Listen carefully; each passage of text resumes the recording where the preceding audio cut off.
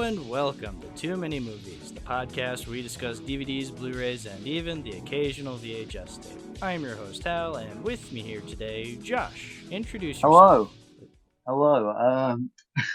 I'm the guy who 3 years ago made the helicopter meme, the Beauty and the Beast helicopter meme. And I'm here to talk about Clue and Whisper of the Heart. Holy shit, Yeah. Beast, that's a A helicopter. Yep.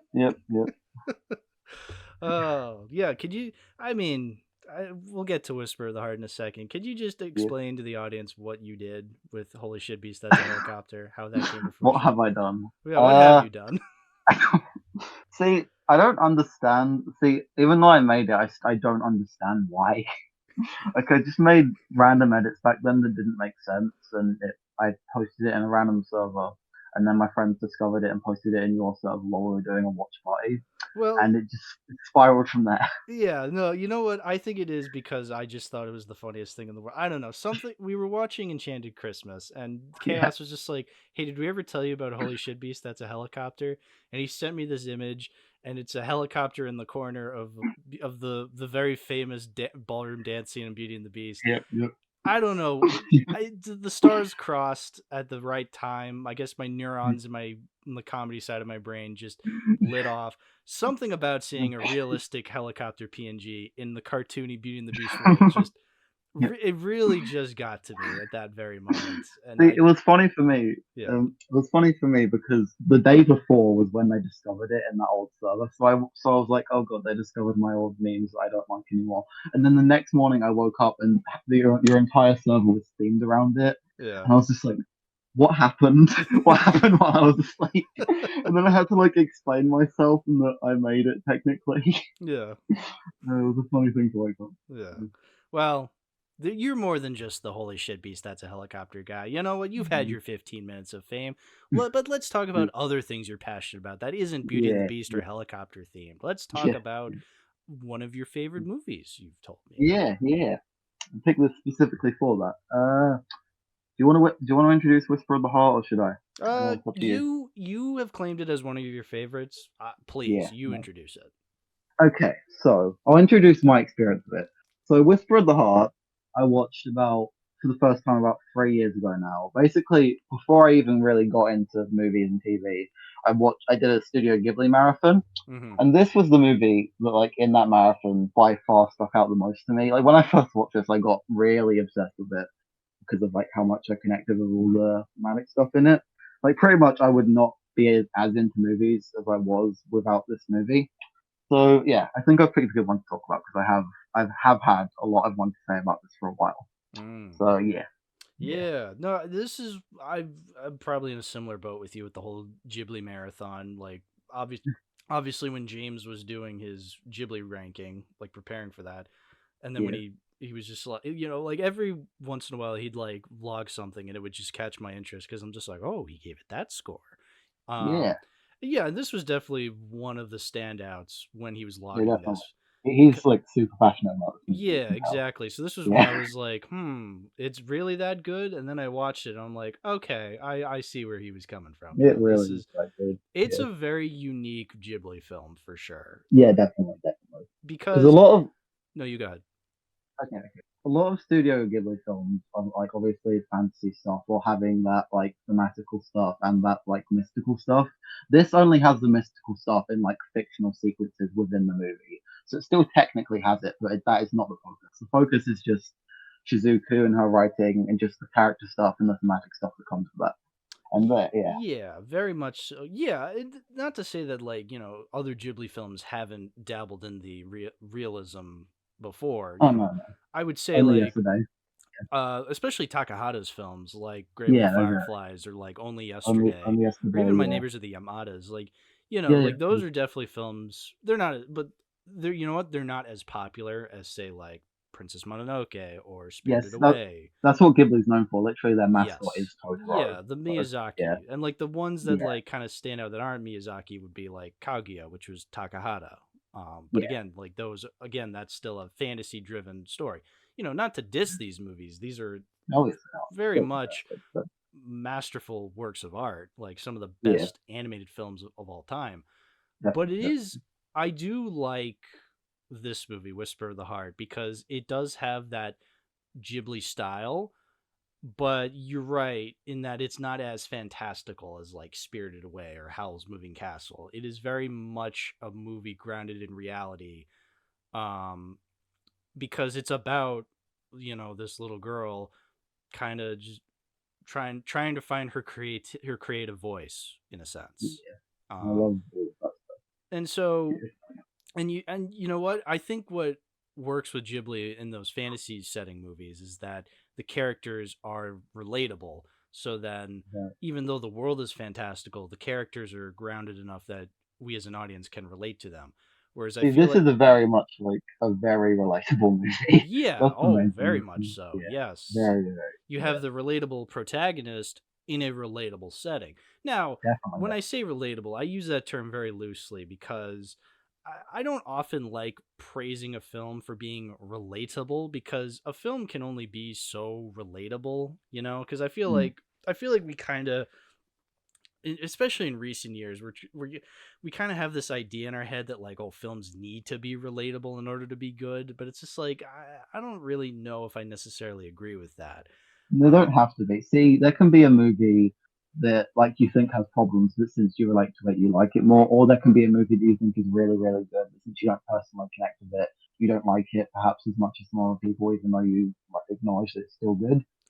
So yeah, there's a very much a barrier there. I get yeah, exactly. Like I don't know, like whenever people are just like, oh, I wish this was more realistic in a movie, and it's just like, no, you don't. Like It doesn't really make well. Some movies are purposely not realistic. That's yeah, exactly. no one. It's Yeah, just such a weird thing to want, and I feel like yeah, it's because, now, in all fairness, maybe it's because the fantastical stuff we've gotten has gotten so terrible that we're just like, please yeah. give us Probably. something else. And it's just like, okay, I guess I kind People of are get it. getting sick of like fantasy stuff because it's just become nonsense. I guess. But Yeah, yeah, and so they're trying to put the blame on something that isn't really to it's blame. not the And concept that's the problem; it's the execution. Yeah, yes, oh, very much so. But anyway, yeah, yeah. what I'm I'm trying to trying say is that to. this is a very relatable film, even though the Yeah. main protagonist is this Japanese schoolgirl. I'm very much not a Japanese schoolgirl who Oh, lives in really? 1995. Yeah, Yeah. sorry to break the illusion there. Oh, we had no idea. We had no idea. But now, see, that's the thing. This movie is like obviously I'm gonna.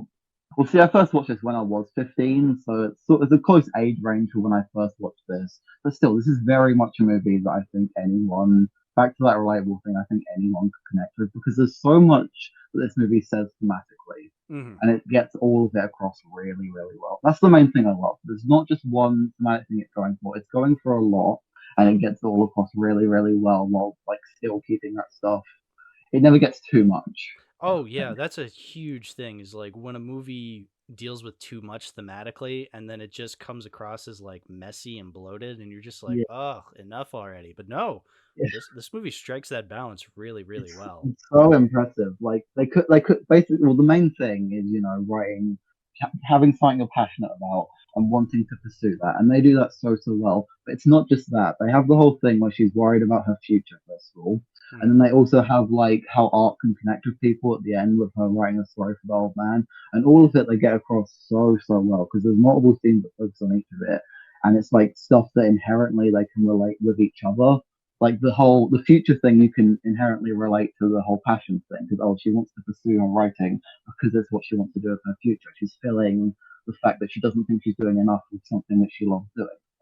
Yeah, and what's also good is that the movie doesn't really like villainize anybody with No, her no, no, whole pursuing like artistic, her like creative side rather than her educational side. Like, yes, she no. has like like a bit of like some arguments with like her older sister, her mother, and her father, but like nothing that like is forced. It No, no. seems very natural. Like, it seems very Yeah, natural that her family would seem worried that she's not pursuing her education, but like yeah, they also understand why.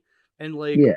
I kind of like how, not to skip ahead, but I don't know, it's just something I really respect this movie for doing, in that, Mm. the ending, she herself comes up with the idea that she wants to pursue education while still having that passion for writing. Yeah, such You a know, good balance.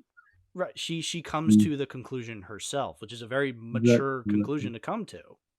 Yeah. And also, okay, if we're gonna get more into like specifics, there's a lot I could go into specific scenes. But I love that scene where she's talking to her parents and they're like, Shizuku, we are worried about, or her dad's like, Shizuku, we're worried that you're not doing work in school, but if writing really matters to you, then go ahead and do it. But they still express like that worry, and Shizuku acknowledges that, oh, she doesn't think that's what her parents actually want. But even though they'd want her to pursue an education, they Hmm. realize their daughter's talent and passion for this. And that's such a good scene. It's like Shizuku for a lot of the first half of the movie is really like worried about showing her talent to people. You know, she shares it with her best friend, but during that scene where you see her share it with her other friends in the library, and she's like visibly nervous. But then when they actually like it, she comes out really happy and is like, "Oh, I love being a writer." Yeah. And you get all of that passion comes across really, really well, Yeah. just through like simple bits. I just love how this movie's paced. Like, I don't know, it's not paced in a traditional way where like, you have like the beginning, middle, and end. Like it's very flowy. Like it just kind of It's goes very from slice of life. Yeah, very slice of life. Very yeah. slice of That's life, man. another It's a thing I slice love of life about it. anime. Hey. Definitely, yeah. I love those. Shout out to Butcher the Rock. Yeah. Yeah, but I respect that because then it really leads you as an audience member to be like, okay, where's this going? Like you're Mm. not you can't really predict where the story is going. And I like that. I like when I'm able to just kind of experience it without being told like, oh, this is going to happen next. This is going to happen next. It's like, no, I like a little surprise. See, there's a lot of really good setup in that first half. Like that Mhm. bit where she first goes into the antique shop and she sees the Baron. There's a bit where the old man's like, "Oh yeah, I had this years ago with someone I used to know. That's all for now." But then they bring that back later, and it's so good because it reveals that whole story of how there was a Baroness with that woman that he met in Germany, and how they had the whole disconnect thing because they couldn't see each other again. And Mhm. the way they link that into Shizuku's writing her story and how he connects with their story because he related to it. That is such a good like thematic thing about how people can see themselves in art and how art can like help people with their own experiences if they relate to it and connect with it. Yeah, So good. Yeah. absolutely. Yeah, no. This And is they do like yeah. No, you go ahead. Okay, thank you. They do multiple things of that. Like they have at the start, they have Shizuku rewriting the lyrics of Country Roads to suit like how she's feeling about how she feels like her life's mundane or whatever. And Mhm. then that comes back later on with the old man, just like I said. Yeah, no, I actually, yeah, we should mention Country Roads because it's like a huge Yeah, part of this movie. it's used Um, so I well. mean, when I first watched this movie and it starts off with like Country Roads, and then like they bring it back when they're starting to sing it, I'm like, oh, I'm gonna get Yeah. sick of this song by the end of this movie, am I? But no, Mhm. no, it it No, they it use it so well every it time. uses Yeah, a licensed song beautifully. Like yeah I love the way this movie uses Country Roads. It's yeah, brilliant. yeah.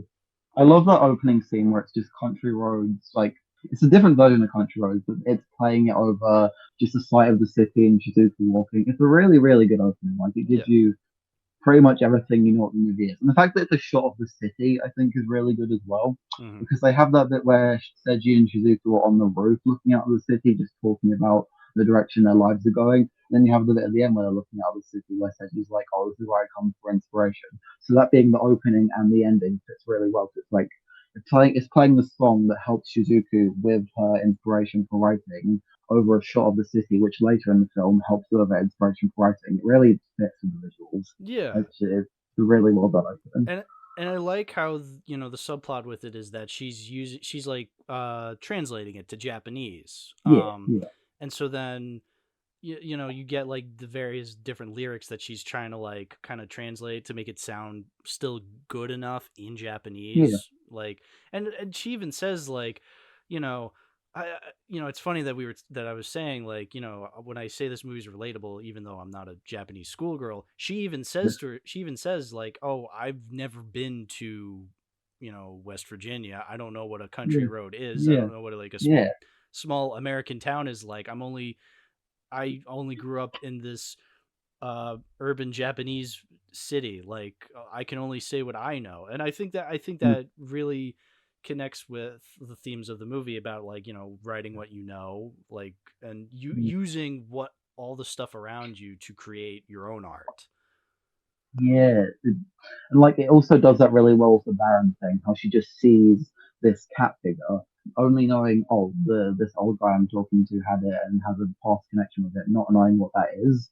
But the fact that she sees it and automatically, I love the scene where her and Seiji go into the antique shop and she's just looking at the Baron like, what's your story? Mm. What's your life like? Even though it's just a cat figure, she just sees that cat figure and she's like, I can write a story out of this, and that's the whole inspiration for her writing the story. And then Yeah. yeah, like I said, the way they link that back at the end is so good.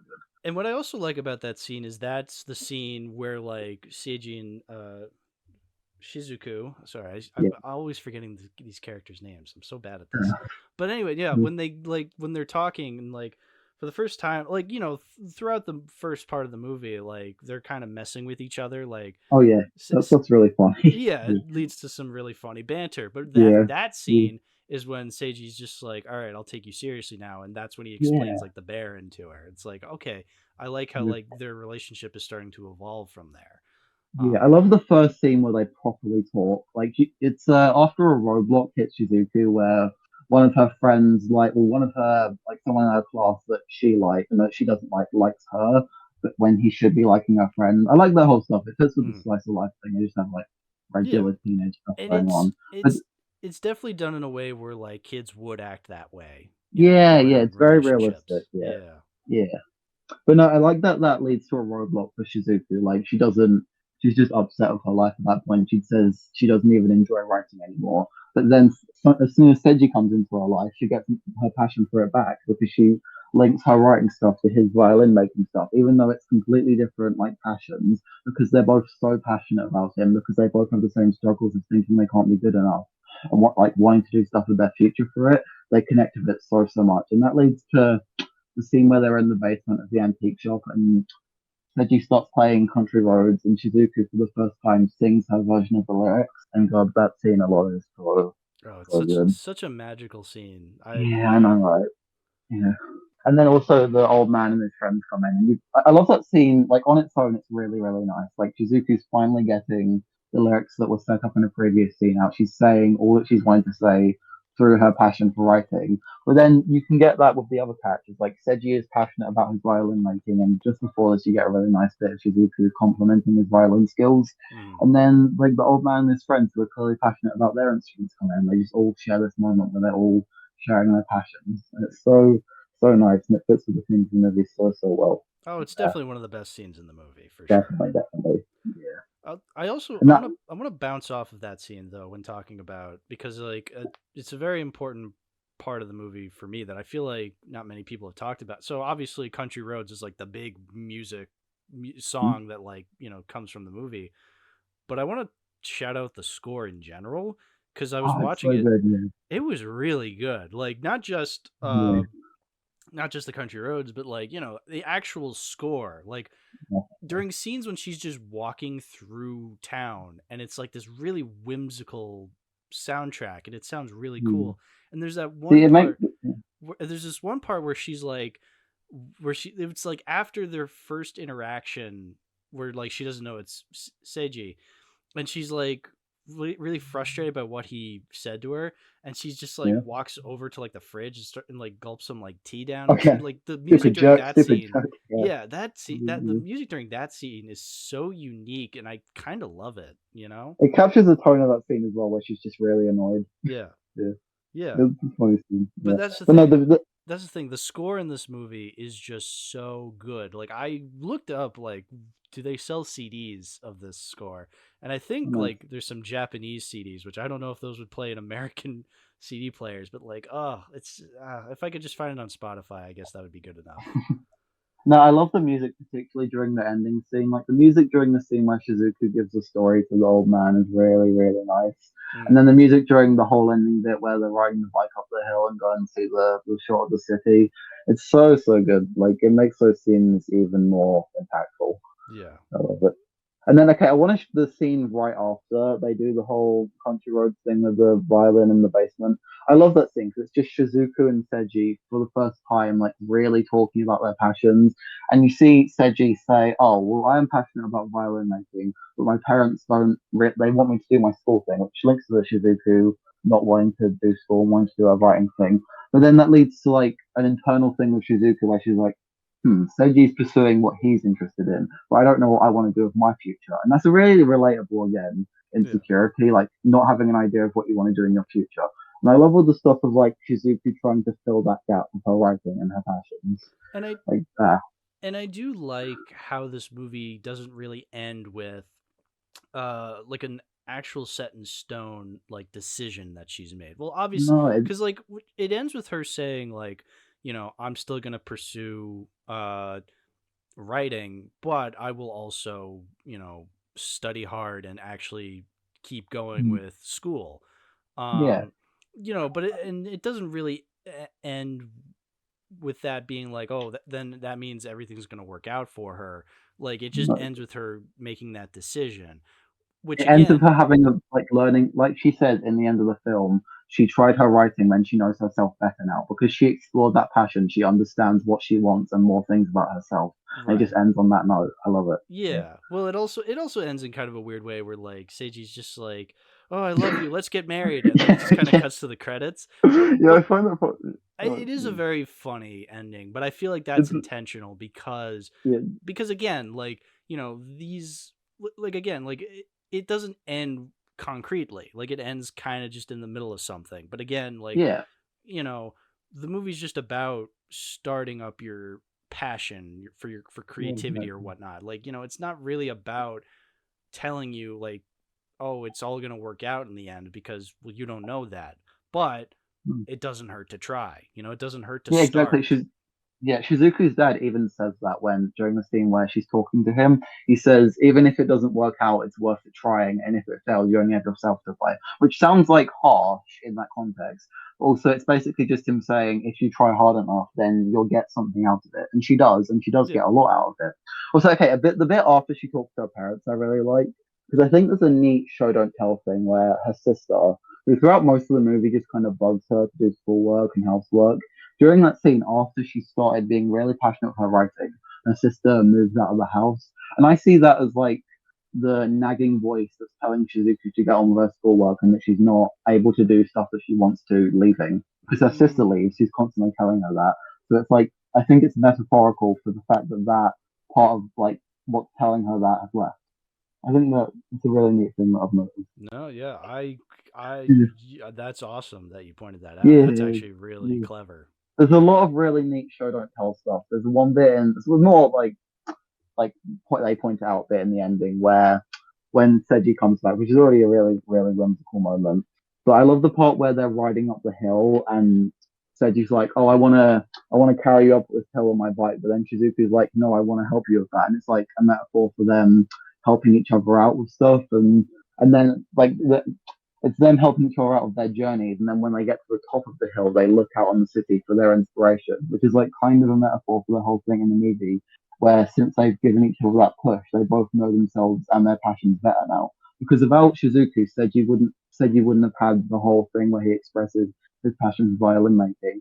And without Seiji, Shizuku wouldn't have like explored her writing further at all because he's the one who gives her that boost. So they both really help each other out with that, and that scene really captures that well. I love it.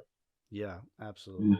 Yeah. Yeah, There's just so much to this movie. It's yeah, so good. yeah, It yeah. really is worth the hype. I'll say that. Like Definitely, it's one of definitely. those movies that you think like, "Oh, is it really as good as people say it is?" It's like, "Yeah, no, it actually is." Yeah, You know? it's mm, Even if I don't relate to it as much as other people do, like I don't think it's a perfect film, I think what it dissects and kind of does on a thematic level is enough for me to respect the hell out of it for yeah, actually doing so in a way that doesn't feel forced, doesn't feel mm, uh too melodramatic. I feel like that's kind of no, no. one thing I would have hated if this movie was a lot more It's very melodramatic. genuine. That's Oh, another so thing. genuine.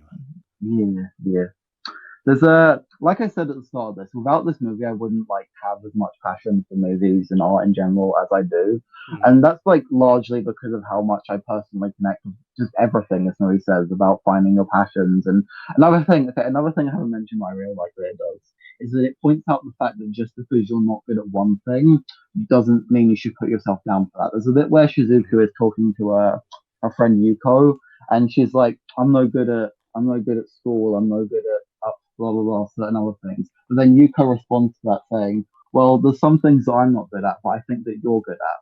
And it's basically just them saying to each other, well, we may not be good at some other things, but we have our own strengths and we can admire that about other people, which is a large thing this movie does thematically. Because, okay, I've seen both the subbed and dubbed version of this several times. I really like both.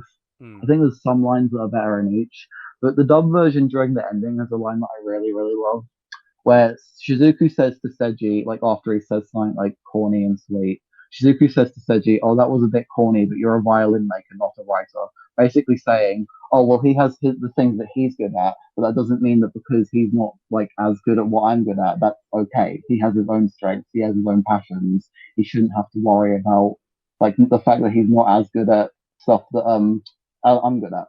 And it's like it's a funny line as well. Like she just says something stupid and she calls him corny for it. But I think the way it links to what this movie says thematically in that scene earlier is really, really neat.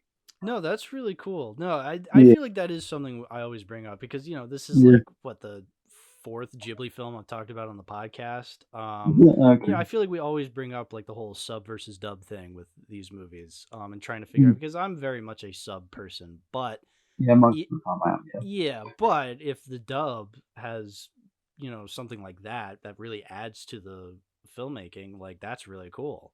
Yeah, I think yeah, like I said, there's some scenes I prefer in the dub, some scenes I prefer in the sub. But ultimately I've watched both versions like countless times. Like I'm used to both. You Yeah. the whole film as an idea, you're very much a fan of, so it doesn't matter. Absolutely, yeah, exactly, exactly. Yeah. And Ghibli dubs in general are just really good. Like even some popular anime have dubs I'm not a fan of. My literal favorite anime has a really bad dub, which I don't like at all. But most Ghibli dubs are really, really good. What's your So favorite that's good. anime? I'm curious. Oh, Violet Evergarden, and the dub Uh like completely misses the point of it. It's really annoying. Yeah. Can I briefly rant about this as like an Oh, example of a bad dub please. compared to this? So Please. okay, the point of Violet Evergarden is that like from the start of it, she's someone who doesn't understand emotions and can't express emotions. So naturally, the dub version during the first half of the show is really, really like she's expressing emotions still, even though that misses the point, and it frustrates me a lot.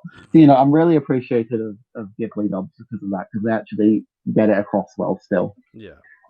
Yeah. Yeah, Sometimes it just doesn't. Sometimes a dub is just not necessary. Like yeah, no, I no. mean I've mentioned this before, but I'm really not a fan of the JoJo dubs just because it's like the point of JoJo is that it's funny.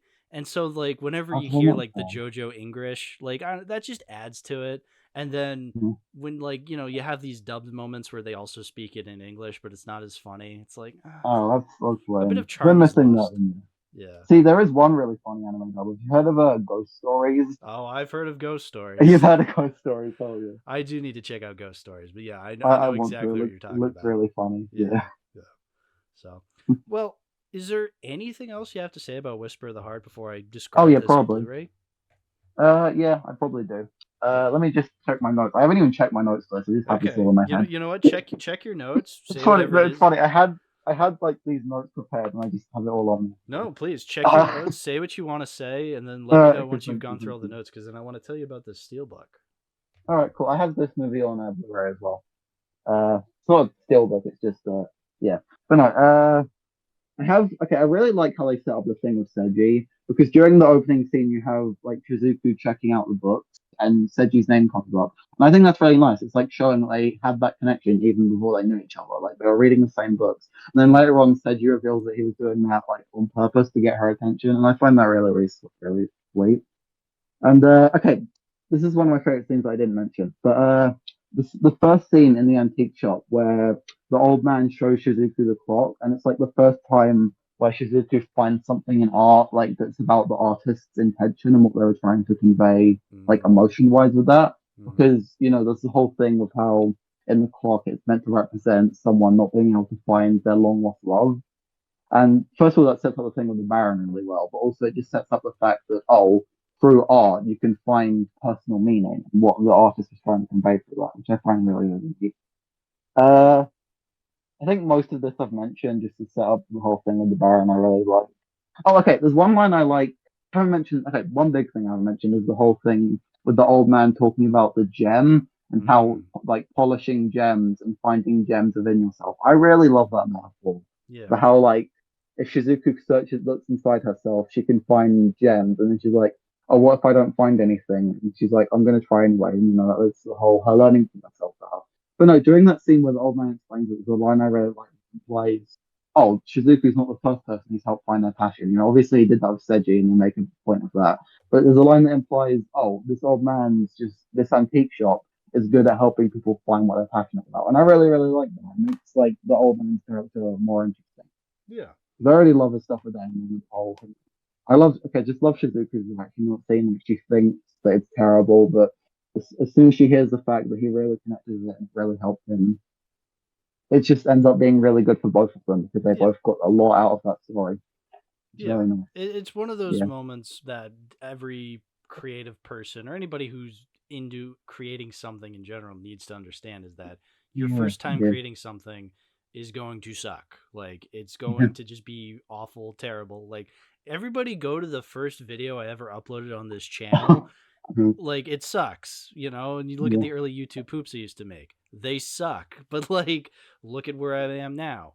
Yeah. The videos I make probably still suck, but you know what? Like I'm evolving. It's all And see, about at this point, evolution. how many episodes of Too Many Movies are there? You've This come is so episode far. 84. Yeah, see, you're almost at 100. Yeah, Yeah. long way. Yeah, long way. Yeah, yeah, yeah, yeah.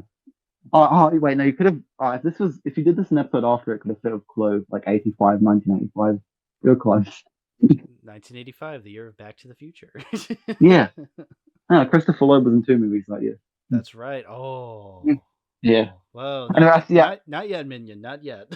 yeah, not yet, Minion. Not yet. I think okay. I'll try and think through, but I'm pretty sure that's everything I have to say about this.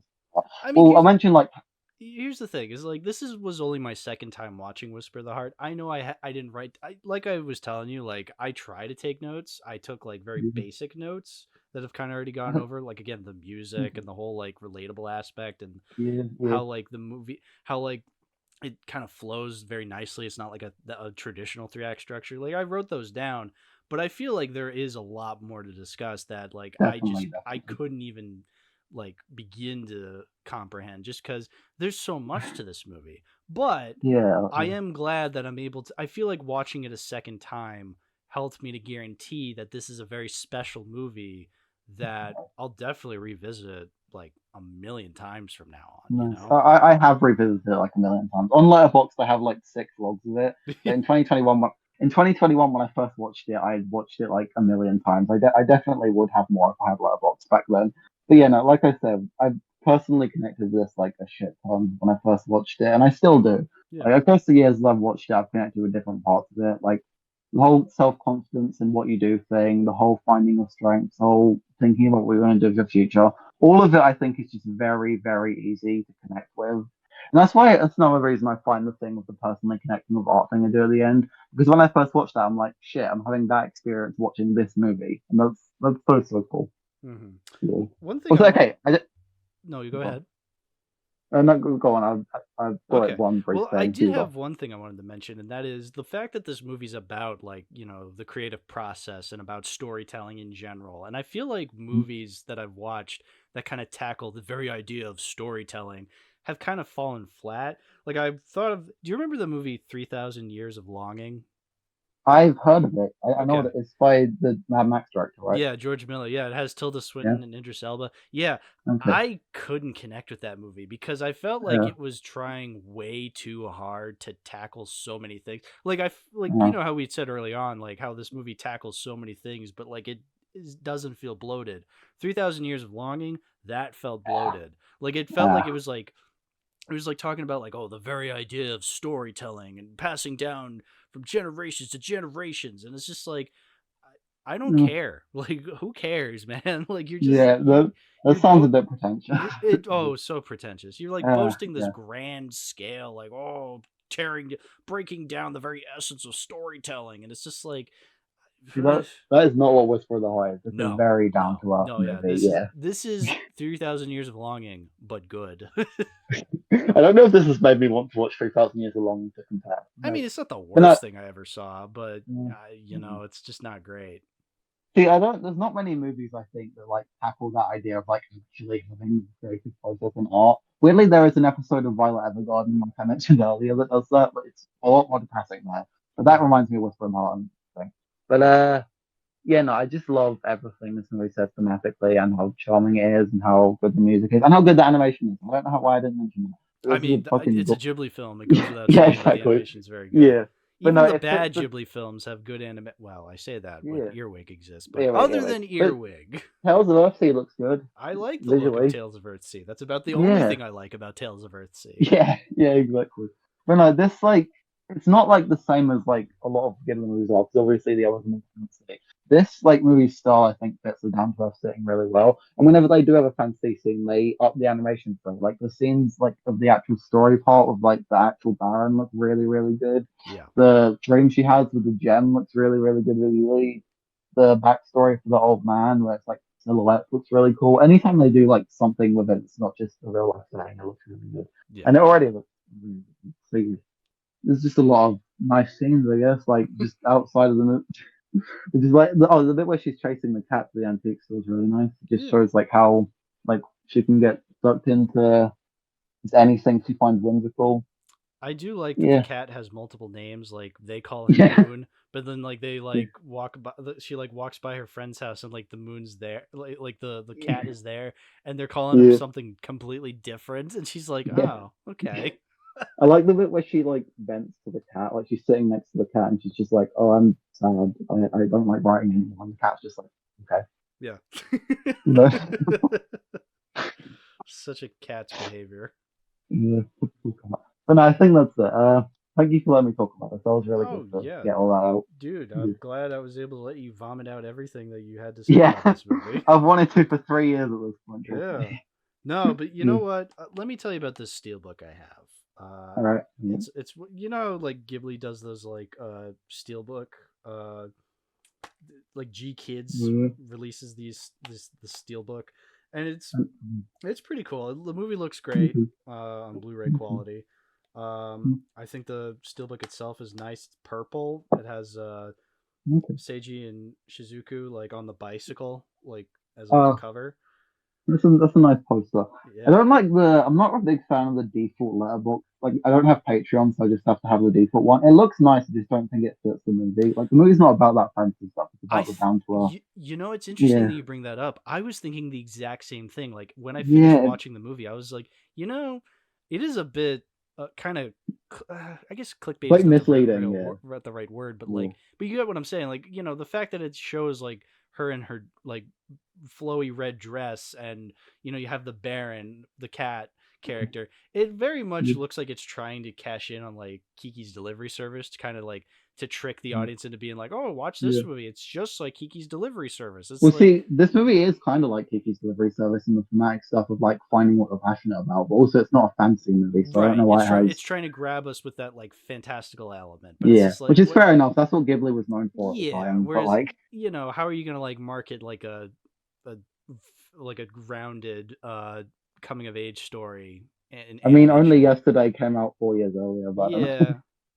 So I guess Yeah, I can kind of understand where they were going from. But yeah, yeah, I agree. yeah, I think it's cool, but I don't think it reflects the movie that much. definitely not. I Which really like the poster of just them on the bike, and then the one that's in the window. Those ones look really cool. Oh, and the one of her running down the stairs. yeah, That's a great scene in the movie. She's I just changed it staying there. because I do have Patreon. I changed mine to when they're like Okay. just walking at night. Um, Oh, interestingly enough, that one is my phone background at the moment. So yeah, Look at that. yeah, yeah. So, well, Mm. to wrap it around to the point of the podcast. Since I have it on Blu-ray, I'm keeping it. Oh I think yeah. this is a nice steelbook. I think it looks great. It's a movie I love so dearly that it's being kept in the collection for sure. Oh yeah. But you Yeah. said you have it on Blu-ray. I do. I do. I'm I haven't. I didn't use it for my last show, and I watched it on Netflix. But right, I have used it. It's neat. but Uh, I'm going to assume you're going to keep it. Definitely, obviously, yeah. Yeah. It was one of the first like Blu-rays I bought or DVD. I mostly have DVDs. It's weirdly one of the only things I have on a Blu-ray, and it was one of the first ones I bought. So, Hmm. I bought it alongside Aquaman. Two very similar movies, Aquaman and Very, Whisper of the very. Heart. Yeah, yeah. Mm, Great. mm. But yeah, I guess, do we want to move on to the next movie? Yeah, I'm ready to move on to Clue. All I've got right. everything I Yeah. need to talk. I guess you have a clue to talk about Clue. Ah, yeah, Clue. Weirdly, I wrote, I think, more notes for Clue, but I think Whisper of the Heart just had less because all of that I've had in my head. Like, Right. I've seen that movie like 12 or 13 times. Clue I've only seen twice, but I do have a lot to say about it as well. I It's have a very, bit to say very, about Clue, just because yeah, this is a movie I watched as a kid, and while it's not one I've watched a million times, it's one I really want to now because, yeah, oh my god, this was great. Like it's one yeah, of it's those so like good. 80s movies where I'm just like, oh, so good. Mm, But yeah, so Clue.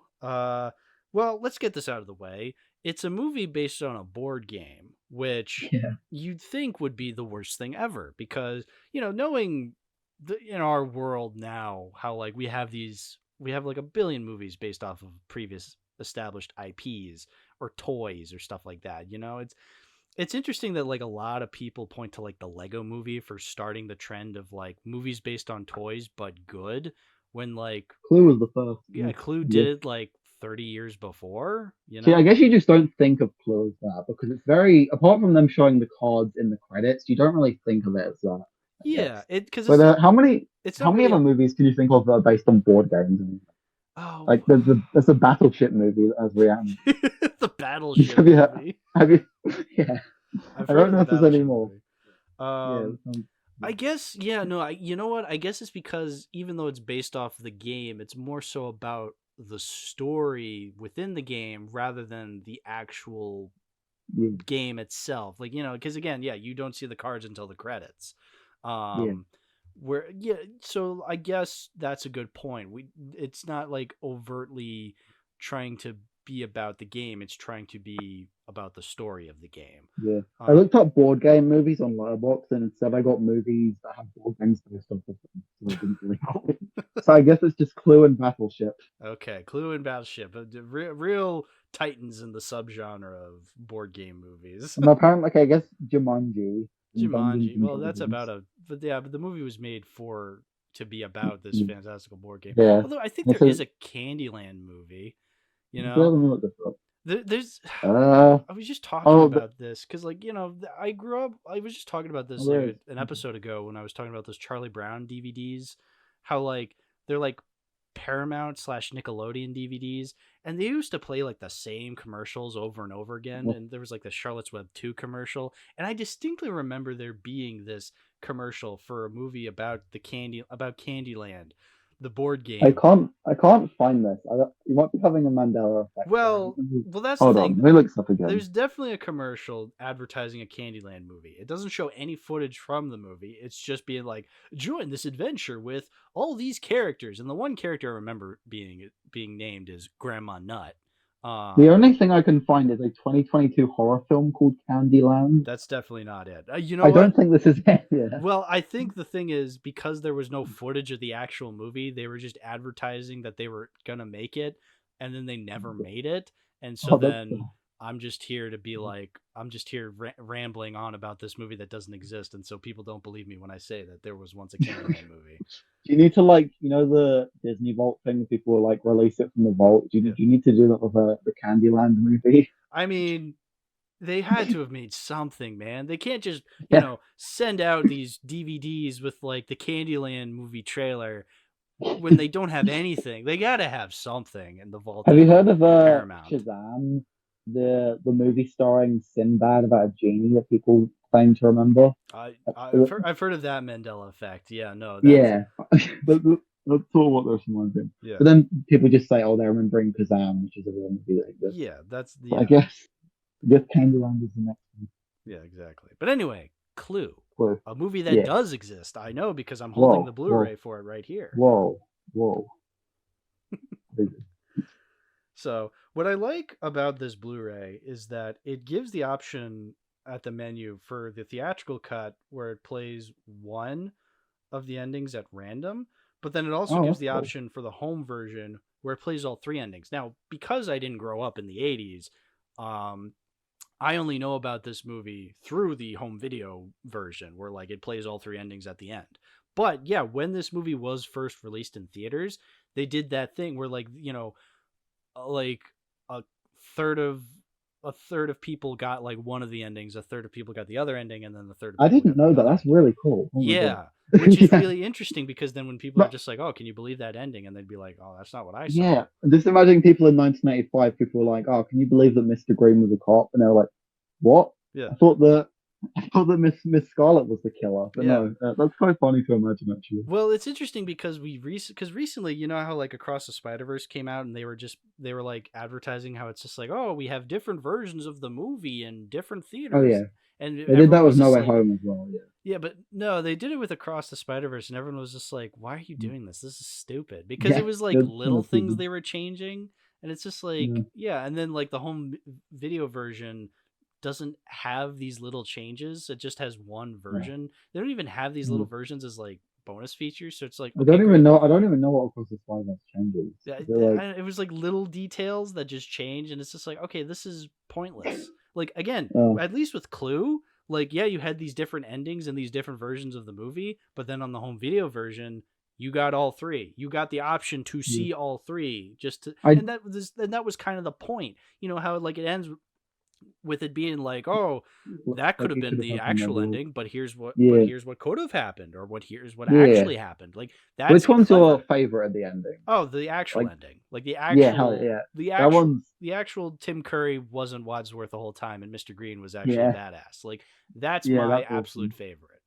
I love just the ending line is so funny. I like that you can interpret it in multiple ways. Like either he was lying or either he's the only one who gets to keep his secret. That's a Yeah. big thing. Yeah. I It's also like the idea that Mr. Green's the one that comes out on top because like everyone else there is a horrible person. Like yeah. they're like people who exploited things in war, people who the woman who killed her husband or multiple of her husbands, and then he was just gay. Yeah. That was his only thing that he was hiding. So Yeah. he's like the only one who hasn't actually done anything wrong. So he gets to like arrest the rest of them and go live his life. Yeah. I really Mr. like Green that was one. always one of my favorite characters in this movie. Yeah. I mean, here's the thing. I love all these characters because the Yeah, acting in they're this so movie is entertaining. so good.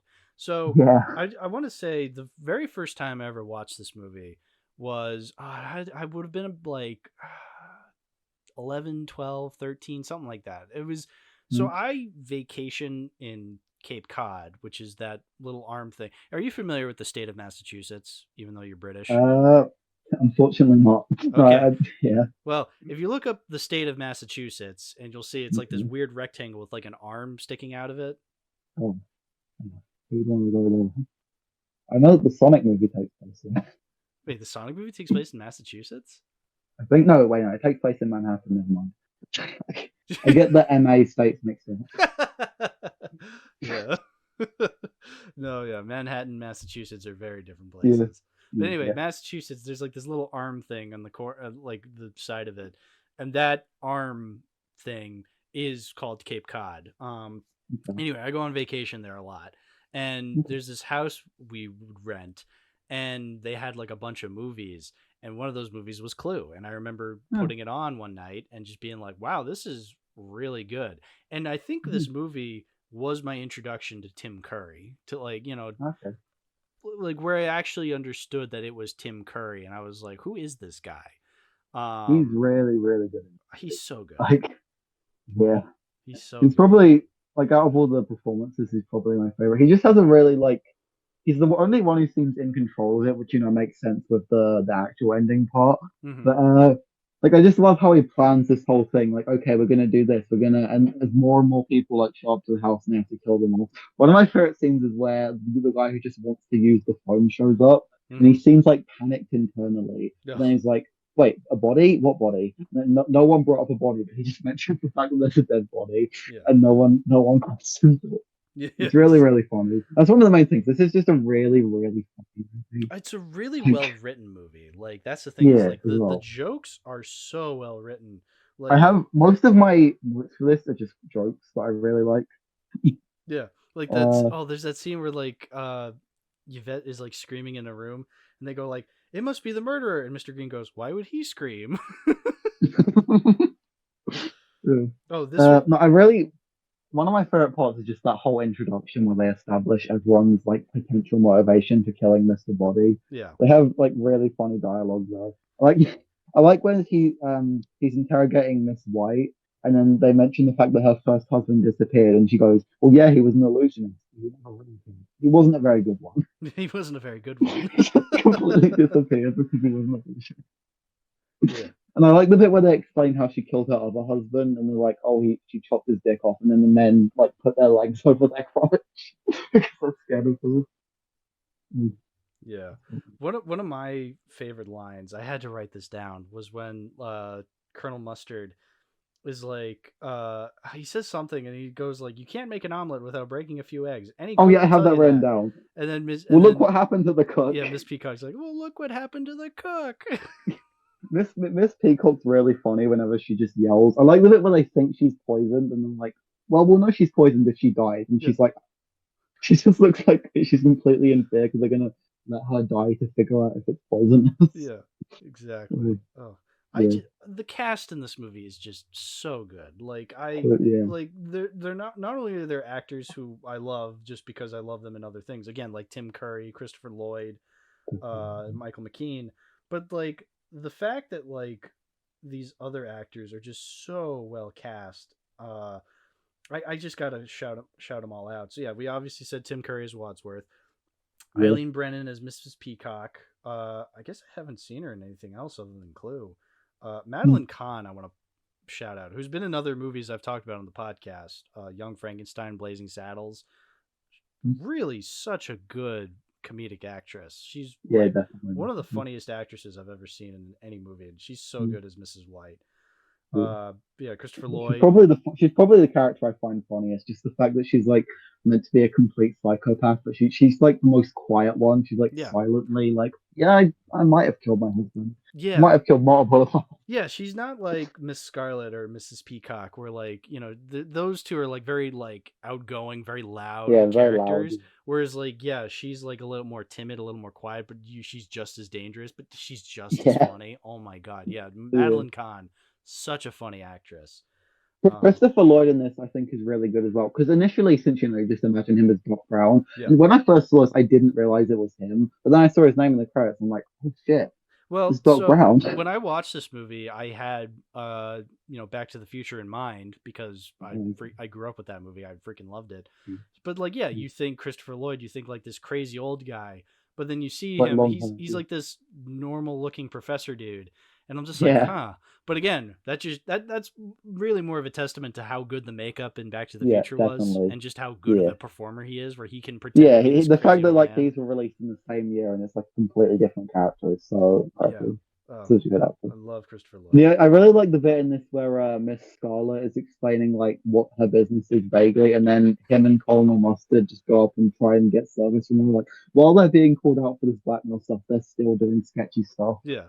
It's really... You run a sex business in Washington. What's the number? It's like, oh, I'm gonna report you. Yeah, but that's not his intention. Yeah, Colonel Mustard, Martin Mull, who's also a really good comedic actor. I guess I haven't seen him in much of other. Oh, he was in Jingle All the Way. How about that? Oh, I didn't remember that.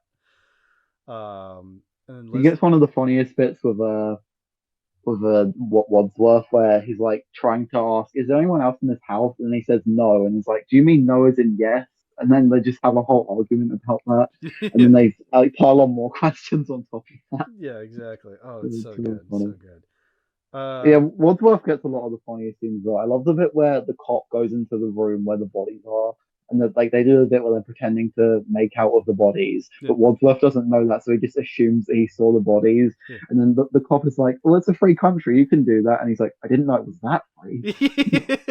I didn't know it was that she thinks that the cop is okay with murder. Yeah. Oh, it's just, again, like there's so many good jokes in this movie. It's so well written. I think that's a testament to the fact that it was co-written by John Landis, who's who most people probably know him as like, an American Werewolf in London director. He directed the Blues Brothers movie, which is one of my all-time favorite films. Like, the dude's been around. He also kind of killed somebody in his own movie. Oh boy. Did you ever hear about the Twilight Zone fiasco with him? Oh, that. Yeah, I know Yeah, about we're that. like, yeah. Well, so Didn't he even didn't know you. directly kill anybody, but due to very poor safety procedures, a couple people did actually die during like a helicopter explosion, Oh, and geez. yeah, it was pretty nasty, and he never Um, faced any charges for it. uh, Yeah. But you know what? He was still a good writer, and he wrote Clue. How about that? yeah, yeah. But yeah, no, this is like you said, such a funny movie, but also it's also so good in just how they set everything up. I love Yeah. that opening scene and how it's like somewhat eerie, but there's still like comedic bits in it. Like, Hmm. they're introducing all of these sketchy people, and it's like, oh, something's about to go down. They turn off the lights, Mr. Body gets shot. And the sound design in that bit is really good. Where they have a gunshot, they have a scream. You can't work out what happened, but then you replay it knowing the endings, and it makes sense. It's Yes. so good. That's the Yeah, thing with this. It's a murder mystery, and so like you as an audience member are trying to figure it out, as are the characters. And I feel like yeah, when it comes to murder mysteries, I feel like you're the way this movie kind of tells it. It does kind of subvert your expectations a little, because by the end it's revealed that like kind of all of the characters had a play in like killing somebody throughout this movie. yeah. Um, That's why I like that ending so much because yeah, it's like, oh, everyone had a motivation to kill everyone. Because there's six murders, yeah. which I think I love the way they pile on top the murders. Like before, it's just, oh no, Mr. Body died, and then the cook dies, and it's like, oh well, no one else is going to die, but no, like kill like six people. I love the part where just a random telegram woman shows up and she gets shot as well, like I before she can even do received anything. telegram. Yeah. Such a shot. The Yeah. scene's really well shot too, where they have the cut to darkness and just you see everyone's eyes. They're Yeah. really good looking. Yeah. No, and I think that's a testament to how well written this movie is. The fact that like it's a murder mystery that still subverts your expectations. I feel like a lot of people would probably point to this movie when like, thinking of like uh, inspirations for stuff like Knives Out. But like I feel Yeah, like this movie's a lot better than something like Knives Out, because definitely, definitely. I feel like Knives Out kind of loses its. It kind of like I've rewatched the first Knives Out a couple of times, and I still like it, but it definitely loses its punch after every time I've seen it, where it was trying to See, be I don't know, Knives. subversive. I don't know. People really like Knives Out, but the thing is, like, it's a movie that like you can sort of seems cool, but then when you think about it, a lot of stuff doesn't add up, and that is not the case in Clue. When you think Hmm. about Clue, it becomes cooler how it all Oh exists. yeah, no, that I was just gonna Yeah, say like yeah, no, yeah, like Clue gets better every time I rewatch it. Like it definitely, never definitely. loses its punch. See, I already, okay, like I've only seen this twice. I watched it once in 2022, but on rewatch, I liked it like even more. So just, it's benefit like it's a murder mystery. It benefits to rewatch because you have a different experience knowing what happened. And uh, but um, but yeah, on this it became a favorite selection. It's such a fun movie.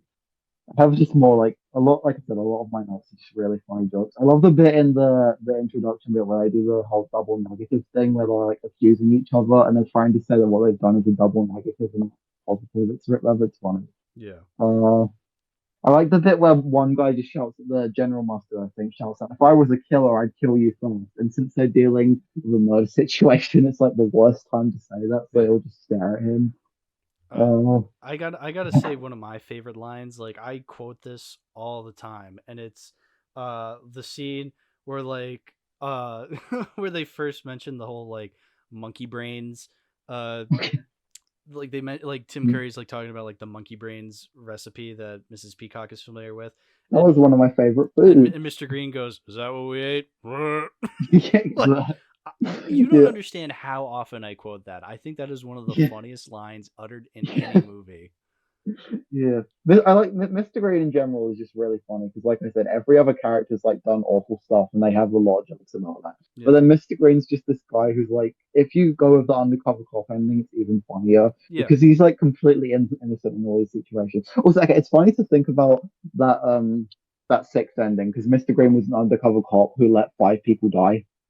Like, hold on a Well, minute. I mean, he didn't know what was happening, but you know what? I still think it works because it was Yeah, just such a It just it because like the whole movie he's like this dweeb, like even in Yeah, like one of the alternate endings where they're just like, oh, it looks like we got our man, and he goes, Mrs. Peacock was a man. Mrs. Like, Peacock was a man. I have that written down as well. it's a funny That was line, so but funny. he's such a dweeb, and you're just like, oh, what a freaking loser. So then at the very Yeah. end, like the actual ending where he's like revealed to be this like competent, like in Mm. charge, like undercover cop, you're just like, oh, this guy's cool. And then he ends with Yeah. the ending stinger, I'm like, gonna go home and sleep.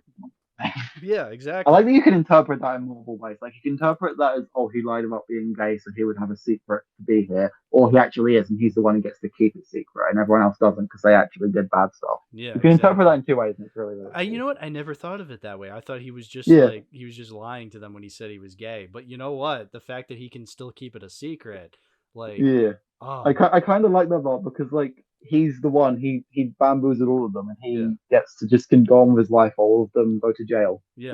That's another neat way of having that. I think that's a really good way of Yeah, interpreting that line. Oh, yeah, that's yeah. you know what? But It was just a really good ending that's flavor. the brilliance of this movie. You can interpret it any way you want, and you still get a That's why it satisfying has mystery. multiple endings. Yeah. Yeah, I, I really like the first ending where Yvette just takes control. I do the whole thing. Well, whoever has the gun is the killer, and then she just pulls out the gun, and then I do that with the Mrs. Peacock ending. yeah. Um, I mean, I like the bit where they're debating how many bullets are in the gun, and they just confuse each other, and then he just shoots the gun anyway. yeah, it does lead to a very funny it leads to a very funny like screenshot where like, the chandelier falls behind Colonel Mustard and he's just like scared He's like, just "Oh!" standing there. Yeah. Yeah. I Yeah, like the that's bit where the cop shows up, and they're like a chandelier fell, and that's why they're all stressed out. yeah. Yeah. Mm. So, But, I but mean, there's just, I think basically all I can really say is like, it's just a really well written mystery and it's just really yeah, funny. Like, and yeah, again, the fact that it's based off of a board game, like, you'd think objectively that would be the dumbest thing in the world. Cause, like, who wants to watch a movie about a fucking board game? But the point of the board game is like figuring out a mystery. And so, that can lead to multiple possibilities with a movie. And so I feel yeah, like the filmmakers really took advantage of the limitless possibilities of the board game and actually translated it super well onto the big screen. yeah, yeah.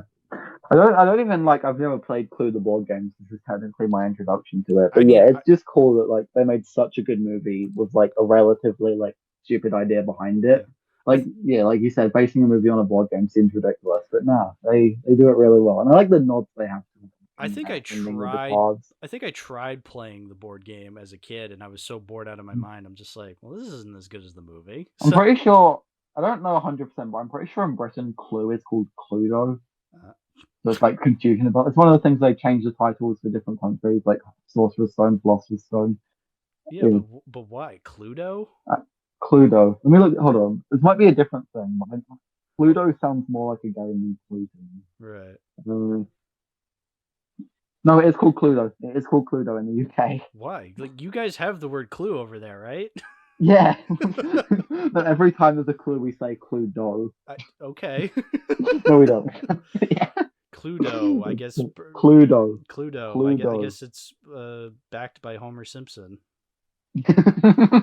Cluedo. Yeah. But anyway, yeah, no, I think it's a very good film, and I'm glad I was able to rewatch it for this episode. So thank you for that. Um, is there anything else we have to say about it before I get into this Uh, Blu-ray? talk more about Wadsworth. I Okay, just think yeah, just a little more about Wadsworth, sure. he's a really interesting. Like, it's really interesting. Oh, we never even speak about like one of the best scenes where he reenacts the entire movie. Yeah, Like well, that's they go basically the third around. act is him like just reenacting the whole So, movie, and they're just running around that's, the house. Like, oh, that's it's such a fun portion that all like that like they all just go along with it. Like, sure, we're gonna reenact the entire mystery thing. They all still get scared of what could happen because like yeah. he's turning off the lights, he's pulling out murder weapons. Well, And yeah, I like the ending that he's just the body. He's like the whole thing is one blackmailing each other. So it's a funny reveal that the guy who's been with them the whole time was actually the one blackmailing them. And he was just trying to get rid of all of these people that they make ties with. That's really neat. They have like these random people show up, and in that third ending, they have all of the ties of like, oh, this person was blackmailing this person was involved with them. And it all fits together. So they have one like person murder each for motivation. yeah. It's really neat. It's a spider web of lies, and it all comes Yeah, crumbling down. exactly. Exactly. Yeah. Uh, yeah, I think that's it. I think that's it. Yeah. Probably my favorite murder mystery, even though I've only seen like 2 or 3. But yeah. Yeah. But again, like there's just so much to it. We couldn't possibly explain everything. But I feel like that just makes me more excited to rewatch the film, because like it's just that good. You notice more about it on rewatch. I've only seen it twice. Yeah. It's gotten better with age. Like I liked it as a kid. I love it even more now as an adult. I love it. Maybe it'll go up to 5 stars on that side. Maybe. Yeah. It's a 9 for me right now. It's a 9 for me as well, but it could go up. Yeah. It could go up. It could. But I will say with this Clue Blu-ray, I think I'm gonna get rid of this specific Blu-ray because so as I've mentioned before, I hate Blu-rays that have like the recycling logo etched out in the case, so then the case is like a lot flimsier. It's just so lame. But I did also find a Shout Factory 4K for this movie, and the cover looks really cool. And I'm a big fan of Shout Factory, so I might upgrade to that. So you're just gonna replace it then? Yeah, I think I'm gonna replace it. But you know what? Regardless of whatever version I have, Clue, the actual movie, belongs in the collection. So nice. I could definitely get a physical copy of this eventually. Yeah, it'd be cool to have. It'd be cool to have because of the ending's amazing. Yeah, the important thing is the movie itself will be in the collection for sure, no matter what version I have of it. Yeah, such a good movie. So good, so good. Yeah. Well, Josh, I guess this is the part of the show where you shout out your stuff, dude. Where can people find you? Oh yeah, I guess I have a letterbox which is called Bazinga, and then Serialized, which is what I do most of my stuff on because most of what I watch is TV now. Yeah, that's about it. I don't have much else. Yeah, I'll put all your links in the description below for sure. All right, thank you. Yeah. Well, thank you, dude, for coming on the show today to talk about Whisper of the Heart and Clue. Yeah, thank you for having me. Yeah. This was really, really fun to talk about both of these. Yeah. Yeah. And thank you, the listener, for listening to today's podcast. If you want to support the show, give a like, give a comment, listen to us on Spotify or Apple Podcasts or on YouTube. That's fine too. Doesn't matter.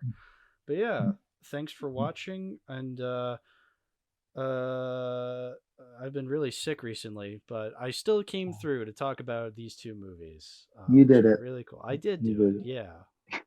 No, I don't want to end the podcast like that. Hold on a second. But yeah, anyway, thanks for watching. And always remember, communism was just a red herring. No, I think I can come up with a better ending. Anyway. But yeah, thanks for watching. And always remember, I'm going to go home and sleep with my wife.